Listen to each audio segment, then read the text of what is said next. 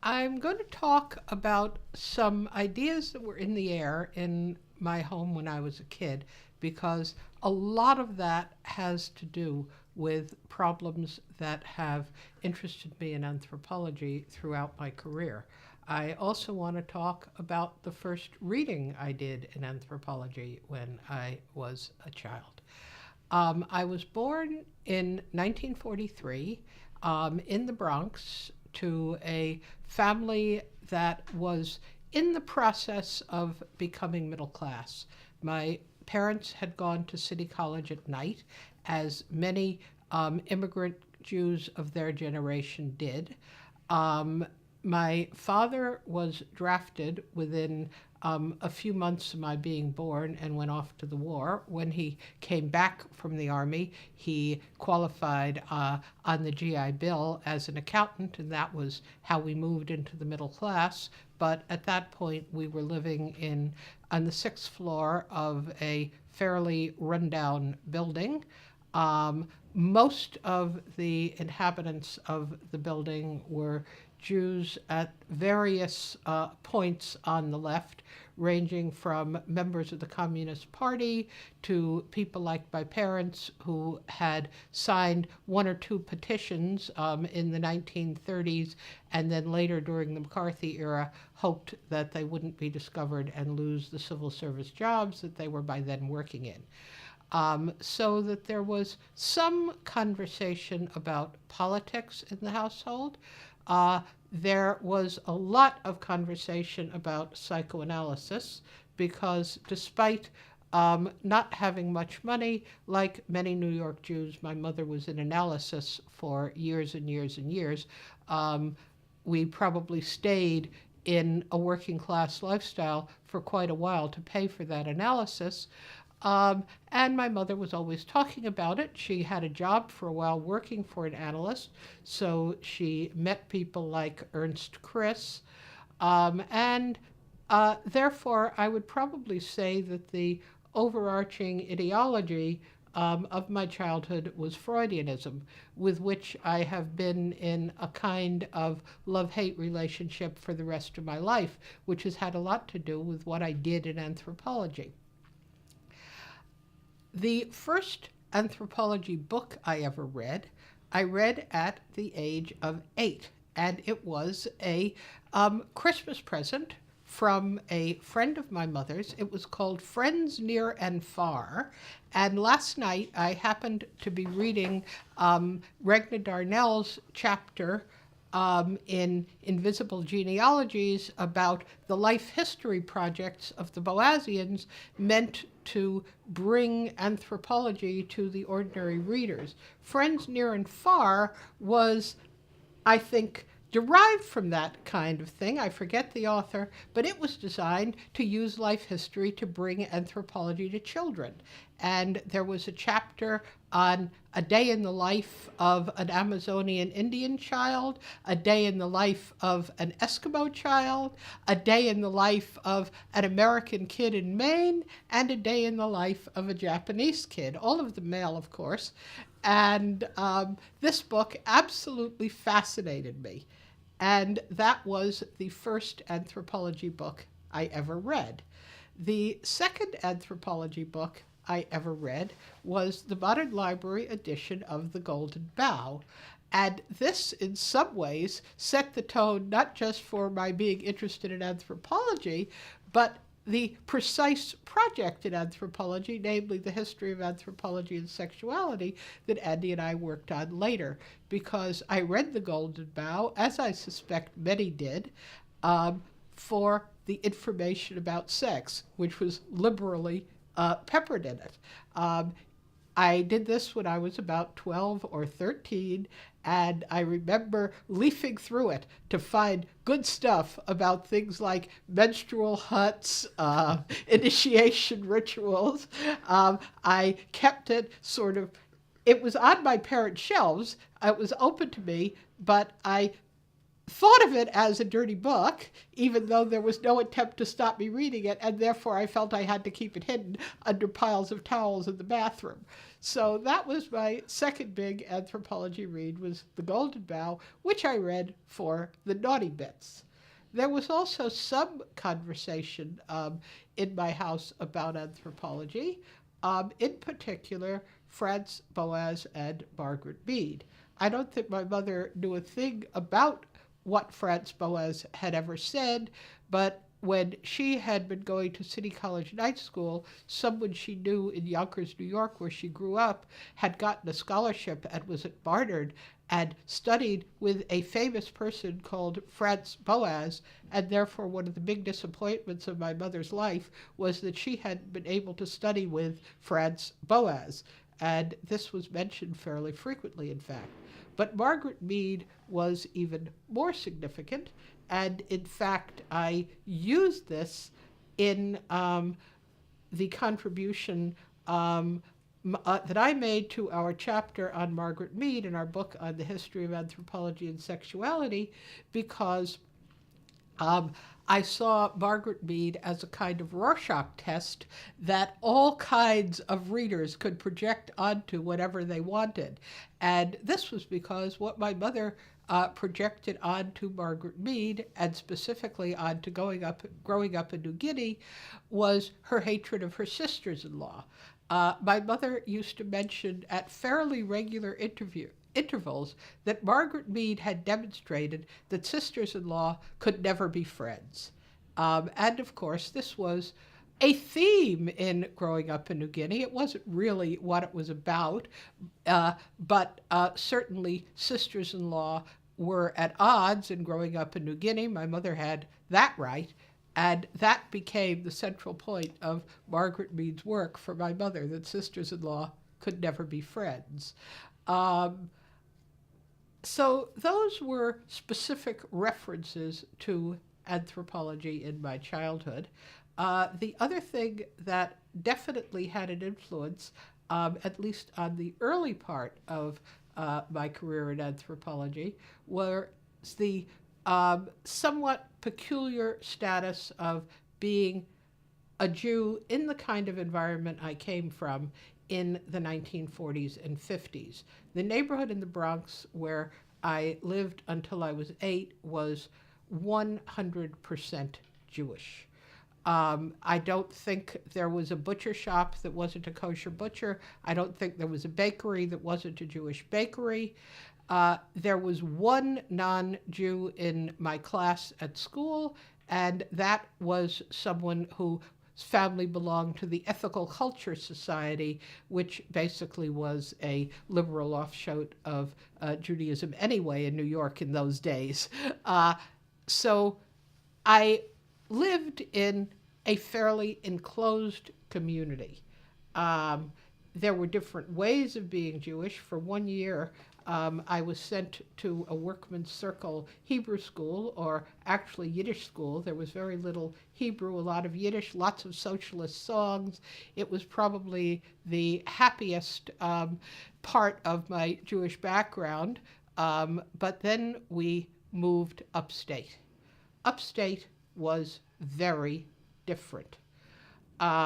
We lived in Syracuse, New York, in a neighborhood where Jews were as rare as non-Jews had been in the neighborhood I lived in New York. Christmas was a big thing. I envied my friends' Christmas trees with piles of presents under them, tons. And it was also there that I encountered both anti-Semitism and the class structure of suburban Judaism in the 1950s, both of which rejected me. One girl at school, on being told I was Jewish, said, "You people killed God." Now, having grown up in the East Bronx, this was something, I wasn't even aware that these ideas existed, and I just looked at her in total puzzlement. I had no idea what she was talking about. We somehow managed to make friends despite it, and became friends for the 1 year we lived in Syracuse, New York. But then there was no Workman's Circle Hebrew School in Syracuse, New York. I got sent to a suburban synagogue where my clothes were absolutely wrong. And when we moved to Albany, New York, there were more Jews, less anti-Semitism, but the class structure within the Jewish community was still there, and my clothes were still wrong. This may have conditioned me to have conflicts with Judaism itself. I kind of like to think it was theology and my growing distrust of Israel, which I'll talk about in a moment, but it probably was people made fun of me for my clothes. That's what young girls get upset about. But when I was 12, I was sent to a summer camp, a Jewish summer camp, and we were all awakened one morning at 6 a.m. to be talked to by Golda Meir, who had a plane to catch, which was why it was at 6 in the morning. And she informed us, and this is an absolute quote, it's burned in my brain cell. When we first came to Palestine, the little Arab children didn't know how to wash. We had to teach them how to wash. I'd learned enough at home to know that this was not acceptable. My parents, despite it being the McCarthy era, had remained quietly left, certainly very concerned about racism in America, and I knew that this was wrong. It was probably the first time in my life anything had happened to make me really question the general support of Israel in my milieu. My parents didn't talk much about Israel, but they hadn't said anything very directly critical either in my hearing. This I knew was wrong. I knew was absolutely morally wrong.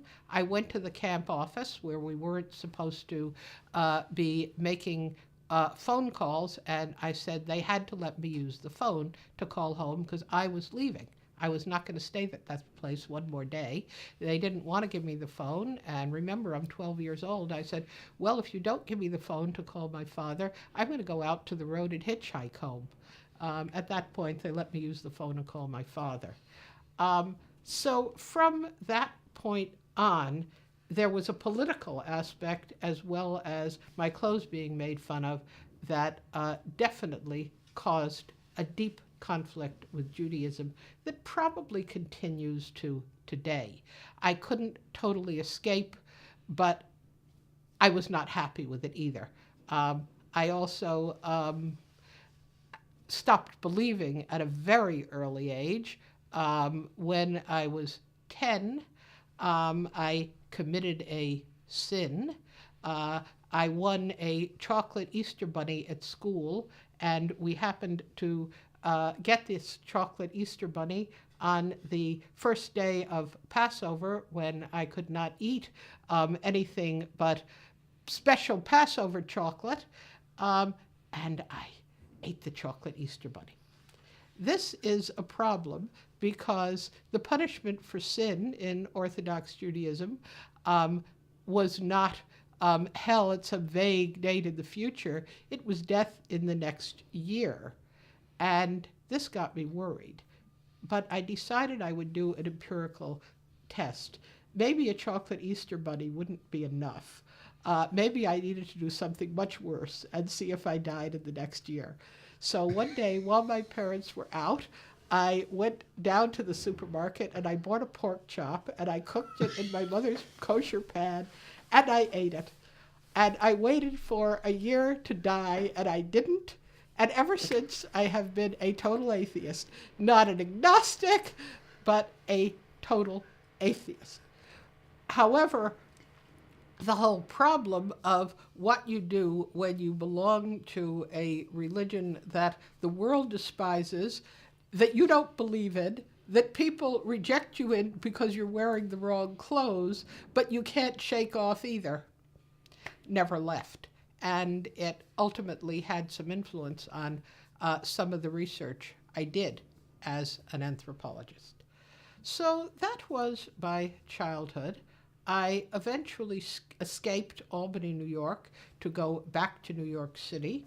I went to Barnard College. I actually went to the place my mother had been so upset she hadn't been able to go to. Franz Boas was long dead, although there were some traces of Franz Boas still around. One of my favorites was a book of colloquial texts in the original language in the library. It was not one of the more popular books in the library. It had been signed out 3 times, all 3 times by Franz Boas.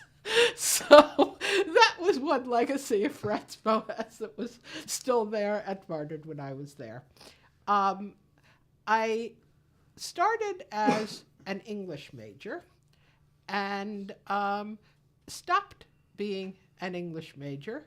I had taken a folklore course in anthropology that I took because it met at a convenient hour on a Tuesday morning, and we were required to do a course in a related discipline. And in that course, we read the Burnt's book on Janguel myth. And this was, in a way, the next step in my professional development from reading Fraser for the sex. The Burnt's book, Janguel mythology, was the first time I ever saw the word clitoris in print. And I was beginning to think, if there was a discipline that could do this, maybe it deserved some attention. And I loved the course. I got a better mark in it than I got in most of my English courses. And I enrolled in another course on kinship with the same instructor that I was enjoying, although not as much as the folklore course, when an incident happened in one of my English classes. We were reading To His Coy Mistress. And this is a poem, a 17th century poem about seduction. Very famous one, and it has some lines in it. Had we but whirled enough in time, your coyness, lady, were no crime. It's basically, get into bed with me while we've still got time to do it. It ends, the grave's a fine and private place, but none, I think, do their embrace. But in between there was a line that really bothered me. It was, and you, my dear, you should refuse till the conversion of the Jews. And I raised my hand and I asked the professor, look, this is a women's college. It is about 90% Jewish. You are Jewish, that's the professor. I am. Everyone in this room just about is a Jewish woman. Am I the only person in this entire class who is disturbed by a poem that equates seduction against a woman's will with forcible conversion of Jews? And the answer I got was, it is naive to read for content. And at that point, I figured that if it was naive to read for content, I needed another major. The next time I encountered this professor was in a letter she wrote to Margaret Mead when I was doing research for our book, and I found this letter in the Mead archives at the Library of Congress in which this professor, who thought it was naive to read for content, said to Margaret Mead, you know, Roosevelt disturbs me more than Mussolini. So I decided at that point it wasn't so much that it was naive to read for content as that she disagreed with my content. But anyway, I switched to anthropology, where I studied with Sylvia Broadbent and Anne Chowning. Anne Chowning was definitely a formative influence on my life. She knew tons and tons of ethnography. She could talk about it in ways that kept you awake forever. She had done field work with several New Guinea societies, and she could talk about them in detail. She seemed to know everybody. She cared about us, and she really introduced us to everything that was best in anthropology. She had been trained at Bryn Mawr and at Penn. She was very much in the Boasian tradition. Ethnography was extremely important, was the core. She also was a fair believer in the negative instance, suspicious of general laws, and she loved being in the field. She published relatively little. She said, I just want all of this stuff down. I want to know all these people. My papers are all there, and if when I'm gone, which happened last year, if when I'm gone, people want to take what I've got and make books out of them, they can. I'm going to leave it in a state where people can. But she was just a wonderful person, and there definitely was an ethnography-based, life history-based, skeptical psychoanalytic-based. That is to say, she certainly made us read psychoanalytic anthropology. She wasn't sure where it took us, but she, given the Boasian influence at the time, she thought we needed to know it. And she wanted me to go to Penn. I'm not quite sure why I didn't do it, but I applied for the University of Chicago for graduate work, which turned out to be a mistake for me. Chicago is a very different city to New York, and I think New Yorkers have a very hard time adjusting to the city. Hyde Park was low-rise rather than high-rise, big, empty, windswept streets. It never did become my city. It was also a fairly isolating environment. We were told on the first day we were there that of the 73 new grad students they had admitted, they expected only half of us would be back the next year. This led to a very isolated kind of environment. If you didn't come in with friends, some people came in with friends, came as a cohort. There was a Bryn Mawr cohort there that included Sherry Ortner and her friends. And if you didn't come in with a cohort, you were very isolated. And what finally made me leave was on the day of the Kennedy assassination. I was alone in my apartment. I didn't have a radio on. I didn't own a television. And I didn't see anybody the whole day because I was alone in my apartment trying to write a paper. And I didn't know anything about the assassination till about 6 o'clock that night, when a neighbor from across the hall, who before that I had never known, who had nothing to do with the university, knocked on my door and asked me if I wanted to watch her TV. And I was kind of puzzled why I was being asked to watch the neighbor's TV, and she told me. And I realized that if I were so isolated that something like this could happen and I wouldn't know about it for 6 hours, I had to get out of there. So I left, leaving my parents with a pile of bills for the first term that I never finished, and went back to New York, worked for a couple of years doing job placement in central Harlem. I had taken the exam to be trained as a psychiatric social worker at the expense of the state of New York. I had done very well on the exam. That's probably what my life would have been if I hadn't happened to run into Ann Chowning again in the dry cleaners. And she invited me up to have a look at her field notes from her most recent trip to New Guinea. And after 2 hours looking at Ann Chowning's field notes, I was hooked again, and I had to get back into anthropology.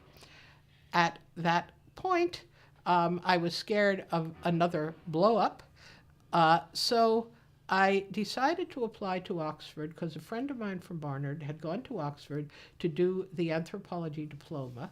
I knew nothing whatever about the content of the course or even about Oxford, but the thing about the anthropology diploma was that you got a piece of paper after 1 year. And you then could stay on or not stay on. And also, it was exceedingly cheap. There was no tuition for foreign students. The cost of living in England was very cheap if you had American dollars. So I could finance myself, and I figured I could endure just about anything for 1 year and at least emerge with a piece of paper this time. So I wrote a letter saying that I had briefly been doing graduate work at the University of Chicago, but had not enjoyed it.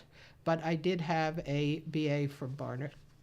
And I got a letter back by return mail from Rodney Needham, who was then diploma secretary. I knew nothing whatever about his feud with David Schneider, but I got a letter back and it said, if you have dropped out of the University of Chicago and have a degree from Barnard, we can accept you into our diploma. I don't think they even had a transcript at that point. So I went off to Oxford, worked with Rodney Needham, who was also a big influence on my life. He couldn't have been more different from Anne Chowning, but in some ways he was telling me things I needed to hear. Above all, at that point in my life, I was kind of relieved by an anthropology that was divorced from the social issues that had attracted me to it. Maybe at that point I was ready to think myself that it was naive to read for content. And I loved the irony, the venom, all of the things I later started questioning about British anthropology. It was the heyday of British structuralism when people still thought that what Lévi-Strauss could be about was finding chains of oppositions, not at the unconscious level, but at the conscious level in ethnography. Rodney Needham's favorite maxim was, the system is in the facts. And there was a lot of analyzing ethnographies to show that where people sat in their house, namely on the left or the right, and their gender and where they stood in ritual systems all came up even. So this was beautiful. It was systematic. It was elegant. I fell in love with it.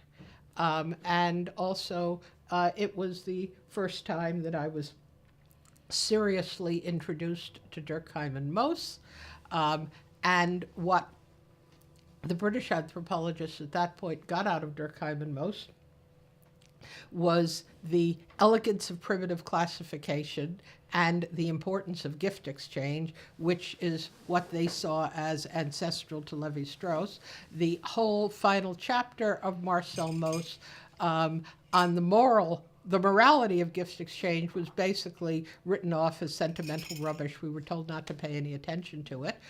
Rodney Needham, of course, became famous, or to be precise, made Hertz's work on left and right symbolism famous, and he apparently never read the first sentence because he thought that the work on left and right was strictly about the symbolic classification of left and right, and the first sentence, of course, is that human beings sometimes make very much of very slight difference. And he sort of gives a little glance there at gender and race, and then says he's going to take something that doesn't have strong emotional connotations and show how a very slight difference can be made into a big difference by society. In other words, there was a moral purpose there. But left and right were something you don't get in trouble with for writing about. Rodney only saw the elegance. And at that point, I loved the elegance. I really did fall in love with elegant systems. And this in some ways led to my work on my B.Lit thesis, where I started working on Jewish mysticism in terms of very much British structuralism, elegant systems. There was lots of left-right symbolism in Jewish mysticism as it happened, dark, light, high, low.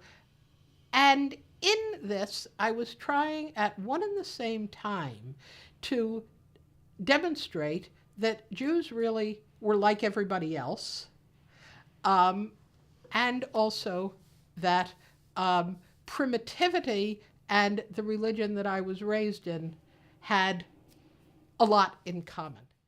So that was the argument I was trying to make, that first of all, Jews weren't really that different from the rest of the world, and secondly, that there was a lot in common between so-called primitive religions and at least this particular Western written religious text. Some interesting things happened while I was working on this. Rodney Needham thought it was very important that there be a Hebraist on the board. I had been trying to learn the original language. I don't think I ever did very well at it, and I certainly forgot what I knew very soon afterwards. And I happened to be at a party where one of the examiners from the School of Oriental Studies that Needham wanted on my board encountered me. And I just told him, I didn't tell him anything about the content of the thesis. I just told him I was writing a thesis on Jewish mysticism that used anthropological insights. And he literally pinned me in a corner, put a hand on each side of me so I couldn't get out of the corner, and said, how can you compare the writings of a Jewish genius to savages dancing around a pot in the jungle? I realized that this would not be a sympathetic examiner, and further, that he didn't even have to get into substance. He didn't have to repeat this remark. All he would have to do is fail me on the grounds of my language skills not being up to his. I was not about to do this. I managed to get on my board Evans-Pritchard and Mary Douglas. They loved the thesis. Mary Douglas wanted me to come to London and work under her, working with Hasidim in London. And they also told me that nothing I said to them could convince them that I was not an Orthodox Jew, that nobody who was not deeply religious could understand such a system. I said, do you have that little faith in your discipline that you don't think that I could understand this without believing it? And anyway, I told Mary Douglas that it would be very difficult for me to work with Hasidic men, that apart from anything else, they weren't allowed to be alone in a room with a woman who was not their daughter, sister, or wife, who was between the ages of 3 and 70, that I could work with Hasidic women, that might be interesting. And the response I got from a female anthropologist in 1970 is worth recording somewhere. Oh no, that wouldn't be interesting.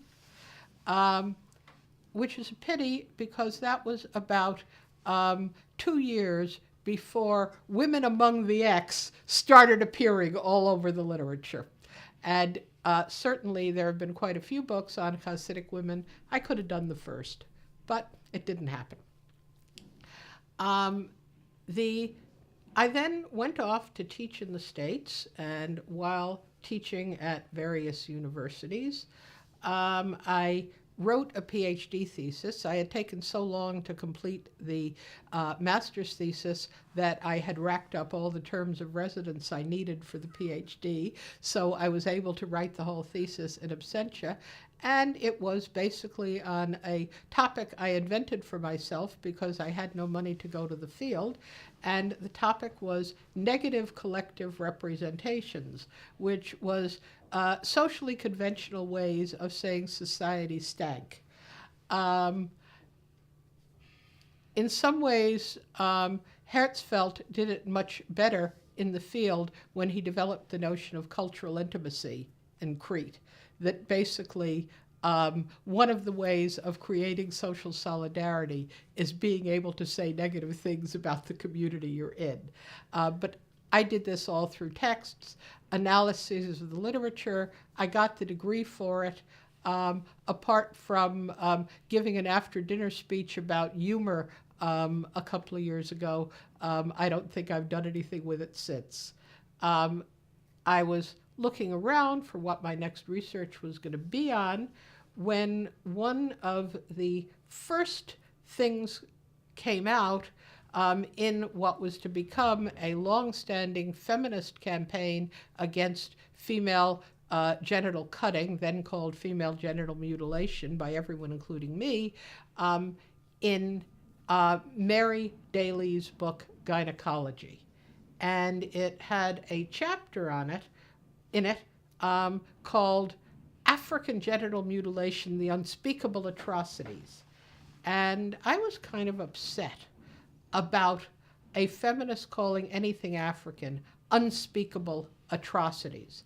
There also was a lot of invective against anthropologists for covering up this unspeakable atrocity, particularly Arnold van Gennep for seeing it as just a way of showing group solidarity. So there was a direct attack on anthropology, which bothered me, and also, shall we say, something that I thought verged on racism. So I wrote an article on the dilemma of a relativist while dealing with something like female circumcision. It probably is to this day the most cited of anything I have ever written. It appeared in the Canadian Journal of Sociology and Anthropology, and I didn't give a solution to this dilemma, but I said it was one, and it was one we had better think about hard. And in the course of doing research for it, I discovered that a lot of the things that had been said about primitive sexuality, particularly in Africa, was very interwoven with the things Andy had found in his research for his PhD on the history of scientific racism. It brought home to me that the anthropology of race, historically, and the anthropology of sex were wound up and connected. This basically led to our joint research. And this is where I think we ought to go over to Andy, who can talk about how he got to the anthropology of race, and then we can talk about how we brought them together.